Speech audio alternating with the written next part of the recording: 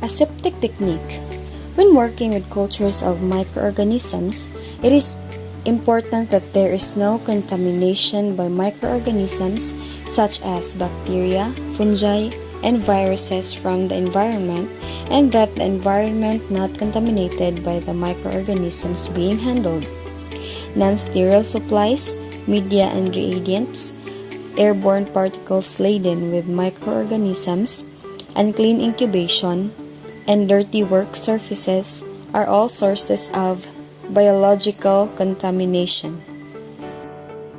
Aseptic techniques are used to keep apparatus and cultures being used sterile, so that no contamination occurs. It is also important to remember that any cultured microorganisms has the potential to cause disease.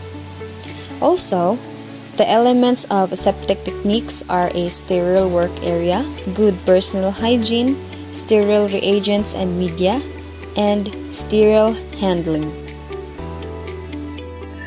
Sterile work area, the simplest and most economical way to reduce contamination from airborne particles and aerosols. Example, dust, spores, shed skin, sneezing is to use a cell culture hood. The cell culture hood should be properly set up and be located in an area that is restricted to cell culture, that is free from drops, from doors, windows, and other equipment, and with no through traffic. The work surface should be uncluttered and contain only items and required for a particular procedure. It should not be used as a storage area. Before and after use, the work surface should be disinfected thoroughly, and the surrounding areas and equipment should be cleaned routinely. For routine cleaning, wipe the work surface with 70% ethanol before and during work, especially after any spillage. You may use ultraviolet light to sterilize the air and expose work surface in the cell culture hood between uses. Using a Bunsen burner for flaming is not necessary, nor it is recommended in a cell culture hood. Leave the cell culture hood running at all times, turning it off only when they will not be used for extended periods of time. Good personal hygiene.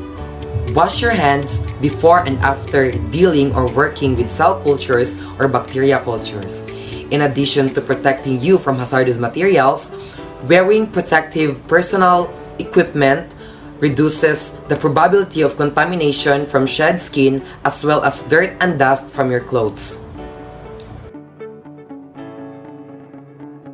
Commercial reagents and media undergo strict quality control to ensure their sterility, but they can become contaminated while handling.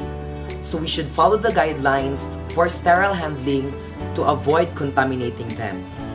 Always sterilize any reagents, solutions, and media prepared in the laboratory using the appropriate sterilization process or using the right laboratory equipment such as autoclave and sterile filter.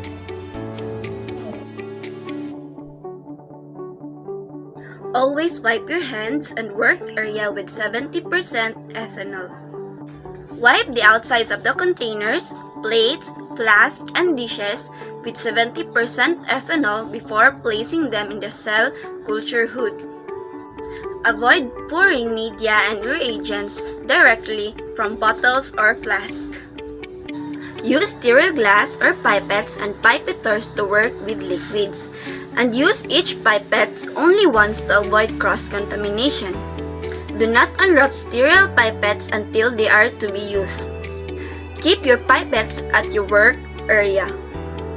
Always cap bottles and flasks after use, and seal multi-well plates with tape or place them in resealable bags to prevent microorganisms and airborne contaminants from gaining entry. Never uncover a sterile flask, bottle, and petri dish until the instant you are ready to use it, and never leave it open to the environment. Return the cover as soon as you are finished. If you remove a cup or cover and have to place it down on the work surface, place the cup with openings facing down. Use sterile glassware and other equipment.